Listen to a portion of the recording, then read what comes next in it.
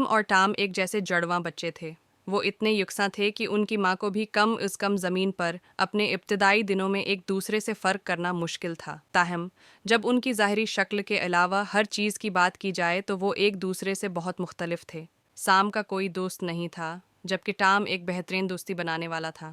سام کو مٹھائیاں پسند تھیں، لیکن ٹام کو مسالہ دار کھانا پسند تھا اور مٹھائیوں سے نفرت تھی۔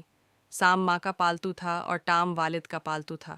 جبکہ سام سخی اور بے لوث تھا، ٹام لالچی اور خود غرض تھا۔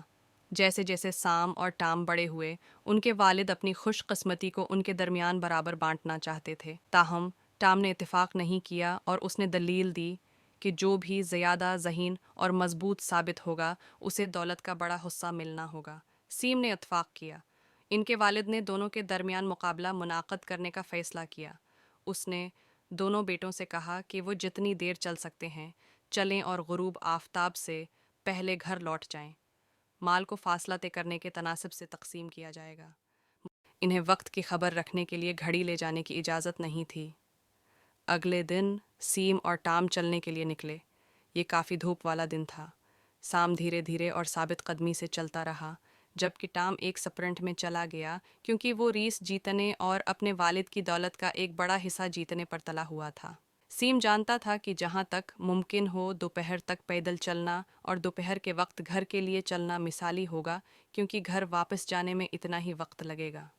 یہ جان کر سام نے فیصلہ کیا کہ دوپہر کے وقت گھر واپس پلٹنا ہے تاکہ وقت پر گھر پہنچ سکیں۔ زیادہ دولت کمانے کے لالچ میں ٹام نے دوپہر کے بعد بھی گھر واپس آنے کی کوشش نہیں کی۔ وہ سام سے دوگنا لمبا چلتا رہا اور سوچا کہ وہ اب بھی غروب آفتاب سے پہلے گھر واپس جا سکے گا۔ جب اس نے سورج کو نارنجی رنگ میں بدلتے دیکھا تو وہ جلدی سے واپس چلا گیا۔ بدقسمتی سے جب سورج غروب ہونے لگا تو وہ آدھا گھر تک نہیں پہنچ سکا۔ دھیرے دھیرے اندھیرے نے اس کے راستے کو اپنی لپیٹ میں لے لیا اور اسے اپنے تھکے ہوئے پاؤں گھسیٹتے ہوئے گھر واپس آنا پڑا۔ وہ ریس ہار گیا تھا، صرف اپنے لالچ کی وجہ سے۔ لالچ نقصان کا باعث بنتا ہے۔